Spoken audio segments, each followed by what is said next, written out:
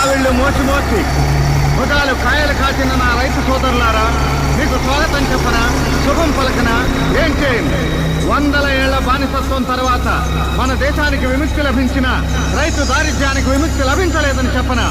పత్తి పండిస్తే ఫలసాయం ఆత్మహత్య, పొగాకు పండిస్తే ఎగుమతి కాక మిగిలేది ఏడుపు, ధాన్యం పండిస్తే రైతుకు తినడానికి దక్కేది గడ్డి అని చెప్పనా?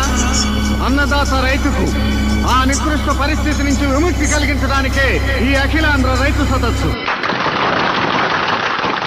ఇప్పుడు కడప జిల్లా ప్రతినిధి శ్రీ రాయపరెడ్డి ప్రసంగిస్తారు. అధ్యక్ష, సోదర సోదరీమణులారా, నా ప్రాంతపు రైతు అందరికీ అన్నం పట్టగలిగిన అన్నదాత కాదు. తనకే అన్నం కరువై రాళ్లు తింటున్న రైతు. ప్రకృతికే మా మీద పక్షపాతమో లేక ఏ నేతల స్వార్థం కోసం బలైపోతున్నామో అర్థం కావట్లేదు.